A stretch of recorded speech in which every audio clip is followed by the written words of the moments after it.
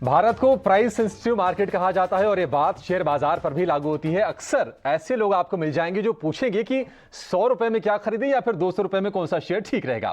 भाव कम होने से ऐसे शेयर रिटेल निवेशकों को बहुत पसंद होते हैं, क्योंकि आप कम रकम में भी एक बढ़िया डाइवर्सिफाइड पोर्टफोलियो बना सकते हैं।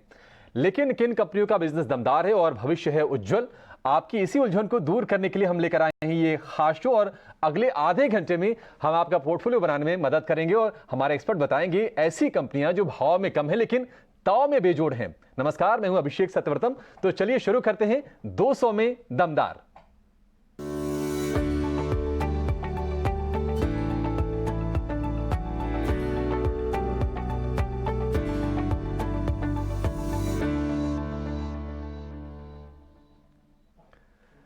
तो 200 में दमदार इस खास शो में हम वो शेयर जानेंगे जिनका भाव है 200 रुपए से कम और आगे भी ग्रोथ को लेकर संभावनाएं बहुत ज्यादा हैं। आपको रिटर्न बढ़िया कमा के ये कंपनियां दे सकती हैं। ये शेयर अगले आधे घंटे में हमारे साथ दो एक्सपर्ट जुड़ेंगे और हम उनसे जानेंगे कि आपको कौन से शेयर खरीदने हैं। पूरा का पूरा आपका पोर्टफोलियो हम बनाएंगे और बढ़िया शेयर बताएंगे, इसकी हम गारंटी आपको जरूर देते हैं। तो चलिए, हमारे साथ आप जुड़ गए हैं जियोजित फाइनेंशियल के गौरांग शाह और मोतीलाल ओसवाल के राहुल शाह से भी हम चर्चा करेंगे और उनके पसंद के 200 रुपए से कम वाले शेयर जानेंगे। गौरांग, बहुत शुक्रिया आपका समय देने के लिए। स्वागत है आपका 18 स्वदेश पर। चर्चा की शुरुआत करने से पहले गौरांग जी, आपसे ये जानना चाहेंगे, देखिए मुझसे तो मिलते हैं बहुत सारे ऐसे लोग टकराते हैं जो पूछते हैं कि कोई शेयर बता दीजिए जो 200 रुपए से कम का हो, 100 रुपए से कम का हो। आपसे भी लोग ऐसे मिलते हैं क्या? हालांकि कोई डायरेक्ट कोरिलेशन नहीं है भाव से और उस शेयर के प्रदर्शन का, बट फिर भी ऐसे लोग तो होते हैं।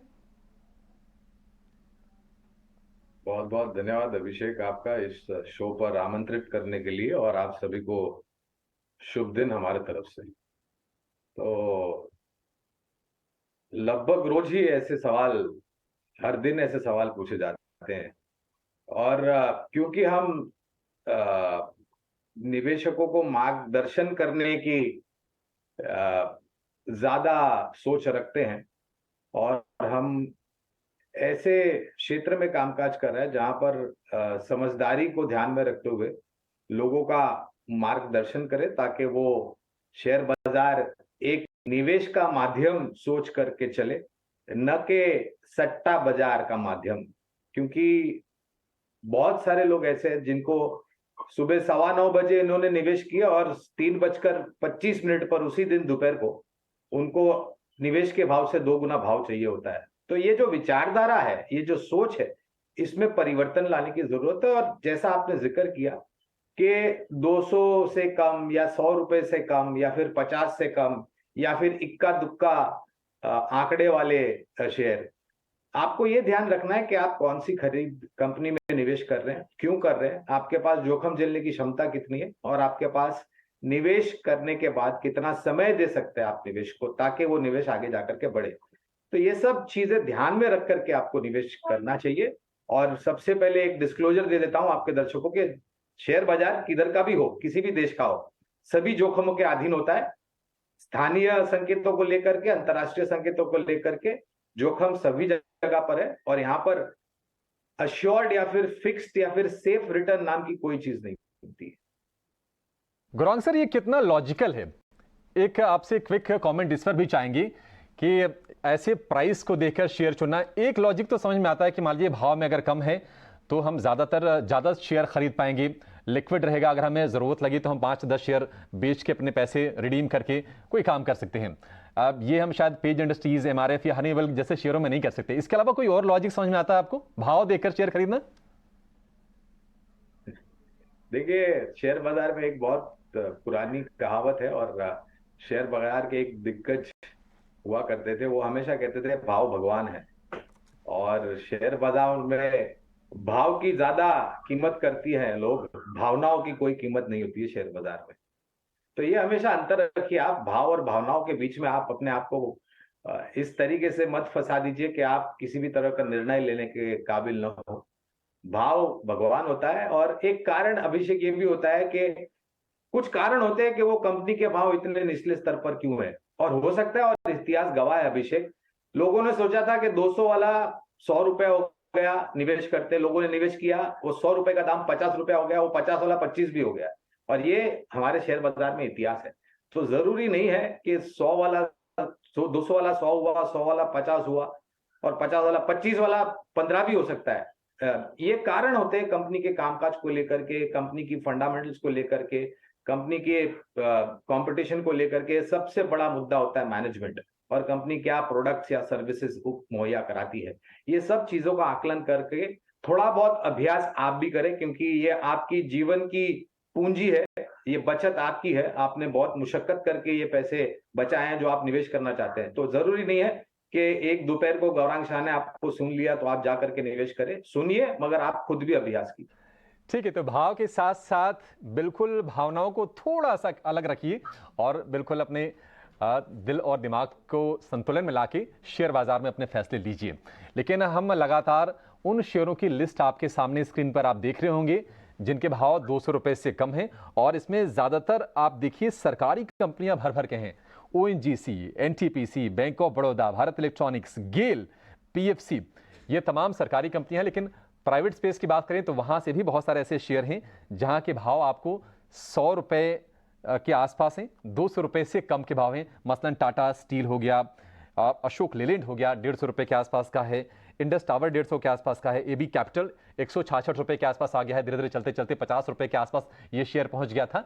लेकिन इसमें कितना पोटेंशियल है, अब इसको जानेंगे और सीधे सीधे अब शेयर की बात करेंगे और हमारे एक्सपर्ट्स के पसंदीदा शेयर कौन से हैं ये जानेंगे। गौरांग सर, अब पहला शेयर आप बता दीजिए, आपके लिस्ट में कौन सा है, किस तरह का पोटेंशियल देखते हैं, इसके बारे में बताइए आप। तो मैं पहले बात करना चाहूंगा, आपने अभी बताया ऊर्जा सरकारी कंपनियों की, और सरकारी कंपनियों में एक बहुत ही सक्षम और मजबूत कंपनी काफी लंबे समय से इसकी लिस्टिंग हुई, लेकिन दायरे में घूमता है ये शेयर। लेकिन आने वाले 2-3 साल में अभिषेक, जिस तरीके से भारत सरकार ने ऊर्जा उत्पादन करने की बात करी है, और जहां तक मेरी जानकारी है करीबन 370 गीगावाट्स की क्षमता नई खड़ी होगी ऊर्जा उत्पादन में। ये होगी आपकी कन्वेंशनल हाइड्रो, सूर्य और वायु से जो ऊर्जा पैदा होती है, यानी कि सोलार और विंड पावर, यहां पर ज्यादा जोर दिया जाएगा। और जाहिर है आपको इन सब कंपनियों की जो क्षमता है उसकी जरूरत पड़ेगी, क्षमता विस्तार करनी पड़ेगी। तो एनटीपीसी हमें एक स्टॉक बहुत पसंद आता है। ये कंपनी ऊर्जा उत्पादन में काफी बड़ी कंपनी है, इनके पास ऊर्जा उत्पादन करने की क्षमता है, और हमें लग रहा है कि, और ये क्योंकि सरकारी कंपनी है तो जाहिर है डिविडेंड पे आउट भारत सरकार को मिलता है। आप शेयर धारक है तो आपको भी उतना ही अच्छा डिविडेंड मिल सकता है। एक बहुत ही न्यूनतम लक्ष्य जो हमने निर्धारित किया वो करीबन 195 का है। मौजूदा स्तर मेरे ख्याल से 175 के थोड़ा बहुत ऊपर कामकाज कर रहा है ये स्टॉक। लेकिन ये नहीं है कि ये 195 एक सीमा बन जाती है। जैसे मैंने जिक्र किया, आने वाले 2-3 सालों में अगर ऊर्जा उत्पादन हो की जो क्षमता है वो बढ़ती है, एनटीपीसी उसमें बड़े तौर पर भाग लेता है, तो जाहिर है इनकी आमदनी बढ़ेगी, तो उस समय पर ये लक्ष्य हम और भी ऊपर लेके जाएंगे। पावर स्पेस पर भरोसा है गौरांग को। एनटीपीसी हमने शेयर को चलते हुए देखा भी है, हाल फिलहाल काफी गर्मी रही है इस शेयर में, और यहां से अभी इमीडिएट जो टारगेट है साल भर का 195, उसके ऊपर की भी जर्नी ये तय कर सकता है। राहुल शाह भी हमारे साथ जुड़ गए हैं। राहुल जी, बहुत शुक्रिया आपका समय देने के लिए, स्वागत है आपके टीवी स्वदेश पर। क्या आपकी लिस्ट में भी कोई पावर स्पेस से जुड़ी कोई कंपनियां हैं जहां पर आपको भरोसा है कि और अच्छे रिटर्न्स मिलेंगे? Good afternoon. आई थिंक जिस तरह से हम देख रहे हैं तो मुझे लगता है कि डायरेक्टली और इनडायरेक्टली भी और कंपनीज के अंदर मेरे ख्याल से देखा जा सकता है। तो मैंने पीएफसी और आरईसी को चुना है, जो मेरे ख्याल से फाइनेंस करते हैं ये सब पावर कंपनीज को। तो जिस तरह से हम देख रहे हैं कि लास्ट एक साल के अंदर अच्छे खासे भाव में भी अच्छे खासे बढ़े हैं, और ये कंपनीज मेरे ख्याल से बुक्स रिजल्ट्स भी हम आए थे लास्ट 2 दिन पहले, तो मेरे ख्याल से रिजल्ट्स भी बहुत ही अच्छे आए हैं। तो बहुत ही सस्ता वैल्यूएशन पे ट्रेड होते हुए देखने को मिला है। 3 टाइम पे 3 के पी में चल रहा है। हाफ टाइम बुक पे 7% डिविडेंड यील्ड दे रहा है। लगातार payout ratio has been very good for them. तो मेरे ख्याल से ये पीएफसी और आरईसी दोनों लिए जा सकते हैं, सस्ता वैल्यूएशन। और मेरे ख्याल से जिस तरह से हम देख रहे हैं कि स्पेंडिंग ऑन ओवरऑल इंफ्रास्ट्रक्चर और इकोनॉमी पर्सपेक्टिव जो देख रहे हैं, तो मेरे ख्याल से ये दोनों शहरों के अंदर मेरे ख्याल से किया जा सकता है। और आप देखें तो नियर टर्म में इन्वेस्टमेंट पर्सपेक्टिव साइकिल भी देखें तो काफी सारा हमने देखा है फोकस अब बाजार में भी पीएसयू पैक पे इन्वेस्टमेंट के थोड़ा गए हैं। तो काफी लास्ट फ्यू डेज में भी हमने देखा है काफी सारे पीएसयू पैक चले हैं। तो मेरे ख्याल से ये दोनों शेयर लिए जा सकते हैं, ऐसे मेरी राय रहेगी। ठीक है, राहुल की लिस्ट में भी दो शेयर पावर स्पेस है, पीएफसी और आरईसी, एक तरह से कॉम्बो भी कहा जाता है, साथ साथ ये शेयर चलते हुए दिखते भी हैं। आरईसी के लिए टारगेट होगा 160 का 6 महीने में, और अगर हम पीएफसी की बात करें तो उसका जो टारगेट है वो है 200 रुपए का, ठीक ठीक 200 रुपए का, और इसका भी ड्यूरेशन है 6 महीने का। 6 महीने में दोनों टारगेट आ जाएंगे। लेकिन गौरांग कहते हैं कि इकोनॉमी को अगर तरक्की करनी है तो उसका इंडिकेटर आ जाता है बैंकों से, और हम देख रहे हैं कि अगर हम इंडेक्स को देखेंगे, अगर हम निफ्टी बैंक को देखें तो रिकॉर्ड हाइस पर अगेन ही वो पहुंच गया है। मार्जिनल पॉइंट में वो डिफरेंस रह गया, रिकॉर्ड हाई बनते बनते रह गया। लेकिन अगर हम बैंकों की बात करें तो निर्विवाद रूप से अगर हम सरकारी बैंकों में अगर देखें तो एसबीआई एक विनर है। हम अब 600 रुपए के स्तर देख रहे हैं, क्योंकि हमारा प्रॉमिस आज है कि हम 600 नहीं, 400 नहीं, हम 200 रुपए वाला शेयर बताएंगे। तो इस कैटेगरी में आपके हिसाब से कौन सा शेयर पड़ता है? हाँ, तो मैं बात कर रहा था हमारे मित्रों के साथ। आप जो बैंक निफ्टी का जिक्र कर रहे हैं, तो एक कहावत है हिंदी में, हाथी निकल गया लेकिन पूंछ रह गई। लेकिन यहाँ पर ऐसा हुआ, हाथी भी निकला, पूंछ भी निकली, लेकिन पूंछ का एक बाल अटक गया था। अभिषेक, बैंक निफ्टी की जो सर्वोच्च स्तर की हम बात कर रहे थे 3-4 दिन पहले। बहरहाल, जो आपका प्रश्न था उस पर आते हैं। सरकारी बैंकों में अभी मेरे ख्याल से 2 या 3 दिन पहले बैंक ऑफ बड़ौदा के नतीजे आए। हमारे तो आकलन से थोड़े बहुत बेहतर थे नतीजे। और एक बात मैं हमेशा कहता हूं लोगों को, अभिषेक, कि अगर आप ये सोचकर चल रहे हैं कि Bharat next trillion dollar economy बनेगी, तो वहां पर एक बहुत बड़ा योगदान जो है वो वित्तीय क्षेत्र को देना पड़ेगा, यानी कि बैंकिंग और एनबीएफसी क्षेत्र को। जिस स्तर पर कामकाज कर रहा है बैंक ऑफ बड़ौदा का शेयर, हमें काफी अच्छा लगता है। लंबी अवधि के लिए हमारी खरीदारी की राय है। 225 का लक्ष्य, ये भी एक साधारण सा लक्ष्य है अभिषेक। अगर नतीजे बेहतर आए, जो कि हमें उम्मीद है, क्योंकि ऋण की मांग यानी कि क्रेडिट डिमांड जो है वो निरंतर बढ़ रही है, एसेट क्वालिटी में बहुत बेहतरीन तरीके से सुधार हो रहा है, प्रोविजन नीचे आ रहे हैं और मार्जिन बढ़ रहे हैं, ये सबसे बड़ी बात है बैंक सेक्टर के लिए। तो बैंक ऑफ बड़ौदा का विकल्प आपके सामने है, निवेश लायक, 225 का लक्ष्य। ठीक है, पिछले साल भर में तकरीबन 85% के रिटर्न दिए हैं बैंक ऑफ बड़ौदा ने, और आगे भी इसकी तेजी यहां से जारी रहेगी। 225 रुपए का लक्ष्य है 1 साल का। ये बैंक ऑफ बड़ौदा, इस पर तमाम हमारे एक्सपर्ट्स का व्यू एक है, और राहुल की लिस्ट में भी बैंक ऑफ बड़ौदा का शेयर है। राहुल जी, आपको कन्विक्शन क्यों है और आप क्या टारगेट सुझाएंगे इस पर? आई थिंक गौरांग ने बताया, मेरे ख्याल से आई थिंक पीएसयू बैंक्स के अंदर काफी अच्छे मेरे ख्याल से मोमेंटम बिल्ड हुआ। ये क्वार्टर के नतीजे भी बहुत ही स्ट्रांग आते हुए देखने को मिले थे, तो मेरे ख्याल से ऑन ऑल फ्रंट ग्रोथ देखने को मिला है हम लोगों को। तो लग रहा है कि बहुत ही सस्ता वैल्यूएशन। नंबर वन, एनपीएसआई कल पिक आउट और मैनेजमेंट ने गाइडेंस दिया है 14% का ग्लोन ग्रोथ का नेक्स्ट ईयर के लिए। तो मेरे ख्याल से रिस्क वर्सेस रिवॉर्ड काफी फेवरेबल है। जिनको लास्ट कई सालों से हम देख रहे हैं कि पीएसयू बैंक को वैल्यूएशन नहीं मिलता है और सस्ते ही ट्रेड करते हुए देखो, लेकिन बहुत टाइम के बाद हमने देखा है कि balance sheet clean up, NPA मेरे ख्याल से बहुत ही सस्टेन और लेस देन 1 के नीचे एनपीए भी देखने को मिला है। तो जिस तरह से बुक है, तो मेरे ख्याल से बहुत ही सस्ता ट्रेड करते हुए दिख रहा है। हमें लग रहा है कि वन टाइम बुक ट्रेड होना चाहिए जो फॉरवर्ड से है। तो मेरे ख्याल से बहुत ही सस्ता लग रहा है। तो 240 का हमको लक्ष्य लग रहा है बैंक ऑफ बड़ौदा से यहाँ से लेने के लिए, मेरी राय है। ठीक है, बैंक ऑफ बड़ौदा के लिए 240 का लक्ष्य, थोड़ा सा लक्ष्य और बढ़ा लीजिए। राहुल ने 15 रुपए और इसमें जोड़ दिए। लेकिन अगर हम प्राइवेट बैंकिंग की बात करें तो इसमें तो एक से एक दिग्गज हैं। दिक्कत यह है कि 200 के भाव वाले बैंक आपको बहुत मुश्किल से मिलते हैं। लेकिन कोई बैंक है ऐसा गौरांग जिसके भाव 200 के आसपास या उससे कम हो और वहां पर पोटेंशियल ज्यादा हो रिटर्न देने की? देने के लिए तो एक नहीं 2 नाम दे सकते हैं अभिषेक, लेकिन हम सीमित रखते हैं अपने आप को एक नाम तक। फेडरल जी। बैंक, ये दक्षिण भारत स्थापित एक बैंक है, छोटी मझौली बैंक, निजी क्षेत्र की आप कह सकते हैं इसे, लेकिन बहुत ही दमदार कारोबार की रणनीति और बहुत ही सक्षम रूप से इन्होंने अपनी जो शाखाएं यानी कि ब्रांचेस है वो चौतरफा फैलाए हैं भारतवर्ष में, और उसका एक बहुत बड़ा योगदान आपको बैलेंस शीट पर आते हुए देखा है। तो फेडरल बैंक पर हमारी खरीदारी की राय है। लेकिन एक ही है, जो भी राय हम अभी दे रहे हैं अभिषेक आपके दर्शकों को, मेरी एक नम्र विनती होगी कि ये जो भी विकल्प है, जैसे हमने कहा, आप थोड़ा बहुत अभ्यास कीजिए, और जब निवेश का समय आता है तो पूरी ताकत लगा करके एक समय पर निवेश नहीं करना चाहिए। 30-40% से शुरुआत कीजिए, और जब भी गिरावट आती है बाजार में, जैसे कि हम फिलहाल देख रहे हैं, तो उसका मौके का लाभ उठा करके आप अपने निवेश में और जोड़ते जाएं। फिलहाल जो लक्ष्य हमने निर्धारित किया है फेडरल बैंक पर, वो करीबन 146 का। लेकिन यहां पर भी वही डिस्क्लोजर, बेहतर नतीजे लक्ष्य ऊपर की तरफ साथ देंगे। ठीक है, फेडरल बैंक 146 रुपए का लक्ष्य है एक साल के लिए, और हमने देखे थे कि नतीजे भी फेडरल बैंक के अच्छे आए थे। प्रॉफिट में 60% से ज्यादा की ग्रोथ थी। क्या आपको भी राहुल भरोसा है फेडरल बैंक पर ही, अगर हम बात करें प्राइवेट बैंकिंग स्पेस में अगर शेयर चुनने की, तो पोर्टफोलियो बनाने के लिए? आई थिंक यस, ये फेडरल बैंक भी मेरे ख्याल से अच्छा नंबर्स आए थे ये क्वार्टर के अंदर। और मेरे ख्याल से जिस तरह से हम देख रहे हैं overall credit growth, overall financials के अंदर, और जिस तरह से हमारा मानना है कि overall financial should do very well. और दूसरा एक देखें तो ये क्वार्टर के अंदर सभी प्राइवेट सेक्टर बैंक्स के नंबर काफी स्ट्रॉन्ग रहे हैं, और मेरे ख्याल से गाइडेंस भी मैनेजमेंट का बहुत ही अच्छा रहा है। तो मेरे ख्याल से सस्ता है वैल्यूएशन फेडरल बैंक के अंदर वीजा भी बाकी सब प्राइवेट बैंक्स के साथ कंपेयर करें तो मेरे ख्याल से 1.1 टाइम बुक पे मिल रहा है फॉरवर्ड, तो मेरे ख्याल से बहुत ही सस्ता है। और एक एक एक एक दो साल और मेरे ख्याल से फाइनेंशियल्स की रहनी चाहिए, जिस तरह से हम देख रहे हैं ग्रीन शूट्स और जिस तरह से हम ओवरऑल पिक्चर देखने को मिल रहा है, तो हमें लग रहा है कि ये फेडरल बैंक भी लिया जा सकता है। रिस्क वर्सेस रिवॉर्ड काफी फेवरेबल हो सकता है। फेडरल बैंक 155 का लक्ष्य, राहुल का भी इस पर कन्विक्शन है। लेकिन बैंकिंग से जरा जाएंगे फाइनेंशियल्स की तरफ। अगर हम एनबीएफसीज की बात करें अगर गौरांग सर, तो हाल फिलहाल हमने अच्छा खासा एक्शन देखा है।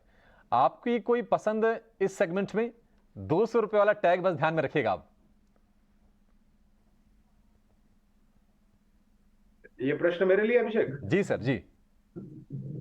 तो भारत में स्थापित एक बहुत बड़ी कंपनी है, मेरे ख्याल से अगर मेरा अनुमान या फिर जो मेरे पास ज्ञान है उसको मैं ध्यान में लाऊं तो 8 दशक से एक बहुत ही मजबूत और सक्षम group L&T, Larsen and Toubro, ये हमारे देश में स्थापित है। इनकी कई सारे बिजनेस वर्टिकल्स है। L&T एक बहुत ही बड़ा डाइवर्सिफाइड कंपनी है, तो L&T फाइनेंस पर खरीदारी की राय होगी हमारी। हालांकि ये स्टॉक ने पिछले कुछ सालों में थोड़ा बहुत अंडर परफॉर्म किया है अगर आप तुलना करें बाकी प्रतिस्पर्धियों की इसी एनबीएफसी क्षेत्र में। लेकिन इस स्तर पर हमें लग रहा है कि जिस प्रकार का मौका है कंपनी के पास और जो मैनेजमेंट है उसको ध्यान में रखते हुए अगर मैं देखता हूं तो मूल्यांकन के हिसाब से तो आकर्षक लगता ही है। लेकिन अगर आपको निवेश करना है, नजरिया लंबी अवधि का है, तो 125 तक के लक्ष्य हमने निर्धारित किए हैं L&T फाइनेंस एंड होल्डिंग पर। ठीक है, L&T फाइनेंस वैल्यूएशंस इसके आकर्षक हैं और लक्ष्य 125 रुपए एक साल की अवधि के लिए, ये है टारगेट गौरांग सर के। लेकिन अगर हम ऑटो स्पेस में अशोक लेलैंड की बात करें राहुल, तो इसके भी वैल्यूएशंस अच्छे कहे जाते हैं, इसके आंकड़े अच्छे आते हैं, लेकिन शेयर ये बहुत चलता नहीं है। मेरे मन में ये है कि क्या ये भी एक बेट साबित हो सकता है अगर हम पोर्टफोलियो बनाने की कोशिश करें और 200 रुपए वाले फिल्टर डाल के अगर चुनना चाहें शेयर तो? आई थिंक ये क्वार्टर में हमने अगेन लास्ट 2 क्वार्टर के अंदर हमने अच्छी खासी रिकवरी देखी है सीवी साइकिल के अंदर। तो मेरे ख्याल से अगर प्योर सीवी प्ले के लिए खेलना है तो मेरे ख्याल से अशोक लेलैंड एक one of the best stock रहता है। सेकेंडली, जिस तरह से हम देख रहे हैं एक्टिविटीज जहाँ पे माइनिंग एक्टिविटीज देखने हैं, जिस तरह से स्पेंड हो रहा है इकोनॉमी के अंदर गवर्नमेंट के हिसाब से भी इंफ्रास्ट्रक्चर पे स्पेंड हो रहा है, तो मेरे ख्याल से ये कमर्शियल व्हीकल साइकिल पूरा वापस चलेगा ऐसा लग रहा है। और जिस तरह से हमने नंबर्स भी आते हुए देखने, मंथली नंबर्स भी नंबर उनके काफी अच्छे आते हुए देखने को मिला है, तो मेरे ख्याल से अगेन वैल्यूएशन वाइज ठीक है मेरे ख्याल से यहाँ से। और प्लस जिस हिसाब से सेटअप है उनका, तो मुझे लग रहा है कि 185 तक के लक्ष्य अशोक लेलैंड में इजीली नेक्स्ट 6 मंथ्स के अंदर देखने को मिल सकते हैं। 185 तक के टारगेट्स अगले 6 महीने में राहुल की तरफ से ये कन्विक्शन लिस्ट में ये शेयर है। अशोक लेलैंड का नंबर्स लगातार इसके अच्छे आए हैं। कमर्शियल व्हीकल स्पेस में एक दिग्गज कंपनी और काफी वक्त से भरोसा लोगों का रहा है इस पर। अब गौरांग, आपको भी पसंद है शेयर? बिल्कुल, और राहुल भाई जिस तरीके से अभी जिक्र कर रहे थे, हमारा अनुमान भी यही है। और खास करके अशोक लेलैंड इसलिए अभिषेक, क्योंकि ये एक मात्र कंपनी है जो केवल मात्र कमर्शियल व्हीकल बनाती है। लाइट, एलसीवी, एम यानी एमएचसीवी और एचसीवी यानी कि medium to heavy commercial vehicle, 3 wheelers भी बनाती है ये कंपनी ऑटो रिक्शा के रूप में। पूरा समीकरण जो हमारा और हमारी सोच समझ ये है कि एक तो आने वाले समय में स्क्रैपेज पॉलिसी की बात और घोषणा जो माननीय वित्त मंत्री जी ने बजट के समय की थी, राज्य परिवहन हर राज्य में जो होता है वहां से बहुत बड़े बड़े ऑर्डर आना शुरू हो चुके हैं अशोक लेलैंड को, टाटा मोटर्स को और बाकी अन्य कमर्शियल व्हीकल बनाने वाली कंपनियों को। एक जो परिवर्तन हम देख रहे हैं आइस इंजन से इलेक्ट्रिक व्हीकल और आने वाले समय में ग्रीन हाइड्रोजन, तो दिल्ली में इसी साल जनवरी 2023 में अशोक लेलैंड ने बहुत बढ़िया लाइट, मीडियम और हैवी कमर्शियल व्हीकल के प्रोटोटाइप एग्जिबिट किए थे जो आने वाले भविष्य में लॉन्च होंगे, और वहां पर काफी रुचि उपभोक्ताओं ने दिखाई थी, लोगों ने दिखाई थी। 175 के ऊपर का लक्ष्य हमारा भी है अशोक लेलैंड पर लंबी अवधि के लिए। तो अशोक लेलैंड पर गौरांग का भी भरोसा है 175 के लक्ष्य के लिए। लेकिन गौरांग, आपकी लिस्ट में एक वो शेयर है अब जिसमें हाल फिलहाल तो अच्छे आंकड़े आए हैं, लेकिन ये थोड़ा स्लो मूवर है, इसको लेकर थोड़ा सा शक रहता है लोगों के मन में कि अगर ले लिया तो ऐसा तो नहीं कि समय बहुत ज्यादा देना पड़ेगा। गेल की हम बात कर रहे हैं, क्या ये पोर्टफोलियो का क्रिस गेल बनेगा क्या गेल, अगर इसको हम शामिल कर लेते हैं तो?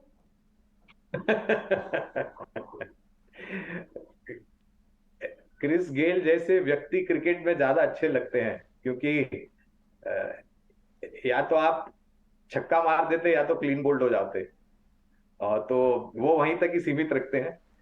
हाँ, लेकिन गेल पर भी एक दिक्कत यह है एक्सप्लोरेशन कंपनीज की, अभिषेक, के हमारे यहाँ पर जो एनईएलपी पॉलिसी पहले थी वो बहुत ही सीमित दायरे में थी, और जिस तरीके से कुदरती भंडार हमारे देश में है, मैं बात कर रहा हूं नेचुरल रिसोर्सेज की, जहां तक नेचुरल गैस और क्रूड ऑयल का सवाल है, उसकी एक्सप्लोरेशन पर मेरे ख्याल से बहुत बड़ी कमियां थी।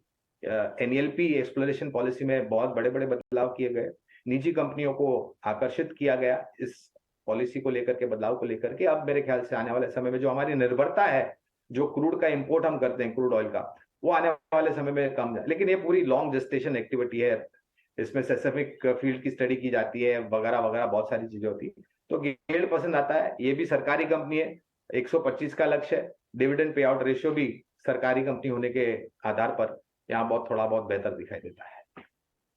ठीक है गेल, इसको भी आप शामिल कीजिए, रडार पर रखिए। 125 रुपए का लक्ष्य है।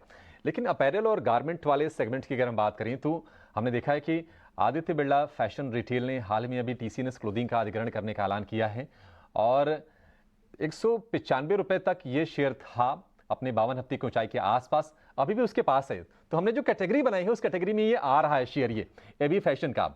हालांकि 2023 की अगर बात करें तो 32% के नेगेटिव रिटर्न्स इसमें दिखे हैं, लेकिन क्या ये अब भाव के हिसाब से आकर्षक है, यहां से ये शेयर चलेगा? राहुल, क्या है आपकी राय? आई थिंक मेरे ख्याल से दो चीज है। एक तो एक्विजिशन इनके देखे तो ये भी फैशन के कंटिन्यूसली लगातार एक्विजिशन मोड पे रहा ये स्टॉक। ये साल के अंदर भी हम देखें तो लास्ट 1 ईयर फाइनेंशियल में भी देखें तो उनका कंटिन्यूस एक्विजिशन मोड पे रहा है। सेकेंडली मेरे ख्याल से वही कारण से वो प्रॉफिटेबिलिटी पे इम्पैक्ट आते हुए देखने को मिला है। सेकेंड, आई थिंक मेरे हिसाब से ये जो एक्विजिशन लास्ट वाला एक्विजिशन हुआ तो मेरे ख्याल से बाजार में और एनालिस्ट लोगों ने मेरे ख्याल से पॉजिटिव नहीं लिया है शॉर्ट टर्म पर्सपेक्टिव के लिए। इसी कारण आप देखें तो स्टॉक मेरे ख्याल से टीसीएनएस क्लोथिंग के एक्विजिशन के बाद स्टॉक 10 से 15% का गिरावट देखने को मिली है। और ओवरऑल रिटेल सेगमेंट की बात करें तो हम देखें कि वीजा भी बाकी सब कंपनी से भी कंपेयर करें तो मेरे ख्याल से नतीजे मेरे ख्याल से थोड़े साइडवेज टू नेगेटिव ही आते हुए देखने को मिले हैं। और लास्ट 2 क्वार्टर लगातार मेरे ख्याल से नंबर्स में थोड़ा मेरे ख्याल से जो एक्सपेक्टेड था उससे कम आते हुए देखने को मिले। हालांकि नेक्स्ट वीक उनका रिजल्ट भी है तो ज्यादा जानने को मिलेगा, लेकिन नियर टर्म के लिए मुझे लग रहा है कि स्टॉक में कोई ज्यादा तेजी नहीं हो सकती है। अगर आपका व्यू लॉन्गर टर्म है तो इसके अंदर इन्वेस्ट करिए, नहीं तो मेरे ख्याल से नियर टर्म में कुछ पैसा नहीं बनेगा। In terms of market cap बहुत ही सस्ता है, हम देखें तो बिजनेसेस वाइज अगर आपका फ्यूचरिस्टिक व्यू है तो मेरे ख्याल से होल्ड किया जा सकता है, बाय किया जा सकता है, लेकिन नियर टर्म में मेरे ख्याल से कोई फायरवर्क्स दिख नहीं रहा है एबी फैशन के अंदर। उठी अवधि में ज्यादा उम्मीद लगा के ना चलें, बहुत नहीं चमकेगा शेयर। ये 210 का टारगेट है, लेकिन चलिए थोड़ा ना इस अवधि को बढ़ा देते हैं गौरांग सर, 1 साल कर देते हैं, फिर आपकी तरफ से क्या टारगेट होगा? तो आदित्य बिरला फैशन की अगर हम बात करते हैं, अभिषेक, तो जैसे राहुल भाई जिक्र कर रहे थे, और हम ये मानते हैं कि अगर आप फैशन रिटेलिंग के कारोबार में हैं तो आपके पहले कुछ वर्ष ऐसे होते हैं जहां पर आपको अधिग्रहण करना बहुत जरूरी होता है, और अधिग्रहण करने के लिए आपको कभी कभी शायद जरूरत से ज्यादा पैसे देने पड़ते हैं। और उपभोक्ता ये चाहता है, हम और आप जैसे उपभोक्ता है, कि आप एक ही छत के नीचे जाएं और वहां पर आपको सभी प्रकार के जो भी आपको चीजों की जरूरत है क्लोथिंग को लेकर के, अलग अलग ब्रांड्स की, वो आपको मिल जाए, ताकि आपको 3-4 जगह पर न जाना पड़े। तो वही समीकरण यहाँ पर है, अभिषेक। ज्यादा से ज्यादा ब्रांड्स इन्होंने पिछले 3 साल में अधिग्रहण किए। अभी भी इन्होंने अधिग्रहण किया और मेरे ख्याल से आने वाले समय में और भी बड़े बड़े ब्रांड से अधिग्रहण करेंगे, जिससे मेरे ख्याल से एक बहुत बड़ा लेबल हो जाएगा, एक कंपनी हो जाएगी जहां पर आपको एक ही छत के नीचे बहुत अलग अलग प्रकार के नाम के ब्रांड्स और अलग अलग प्रकार के कपड़े मिल जाएंगे। 265 का लक्ष्य हमने निर्धारित किया है। यहाँ पर जाने के लिए शायद 1 साल नहीं, थोड़ा बहुत समय ज्यादा लग सकता है, क्योंकि जैसे मैंने कहा अभी ये एक्सपेंशन करने के मोड में है और वहां पर हो सकता है कि खर्च ज्यादा हो, जिसके कारण बैलेंस शीट पर थोड़ा बहुत दबाव आ सकता है, लेकिन ओवर द नेक्स्ट 1.5-2 ईयर्स हमें लग रहा है कि एक बेहतरीन कंपनी उभर करके आएगी।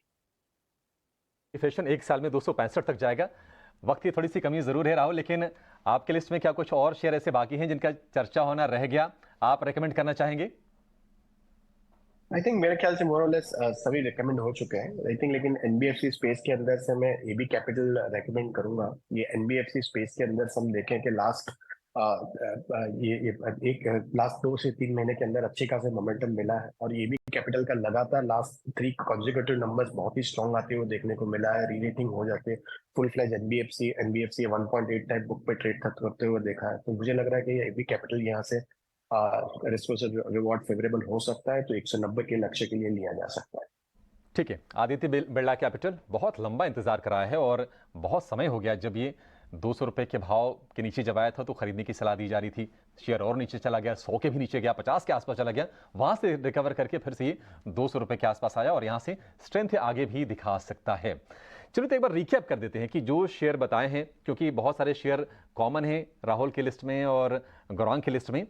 गौरांग सर की जो लिस्ट है एक बार पढ़ देते हैं। NTPC, Bank of Baroda, Bharat Electronics, GAIL, Ashok Leyland, Federal Bank, L&T Finance, AB Fashion, ये गौरांग की लिस्ट के शेयर हैं और इसमें से ज्यादातर शेयर जो हैं वो राहुल की लिस्ट में भी शामिल है। लेकिन एबी कैपिटल खास तौर से जिक्र करना चाहेंगे। टाटा स्टील यहां पर भी होल्ड की रेटिंग है 115 के लक्ष्य के लिए। इसके अलावा AB Fashion, BOB, Ashok Leyland, REC, PFC, power space पर भी बुलिश हैं राहुल और फेडरल बैंक पर भी दाव लगाने की सलाह दे रहे हैं। तो 200 में दमदार और ये बहुत ही दमदार शेयर अच्छी परख के बाद, अच्छी रिसर्च के बाद, कन्विक्शन के साथ ये हमने आपको सुझाया और इसमें मदद की हमारे दोनों ही एक्सपर्ट्स ने। अभी शो के यहां पर समाप्त करने का समय हो गया है। राहुल और गौरांग, आप दोनों का बहुत शुक्रिया आज समय देने के लिए और ये तमाम शेयर हमारे दर्शकों को सजेस्ट करने के लिए और उनके पोर्टफोलियो बनाने में मदद करने के लिए। फिलहाल इस शो को यहां पर समाप्त करेंगे। आप बने रेटिना और स्वदेश के साथ। नमस्कार।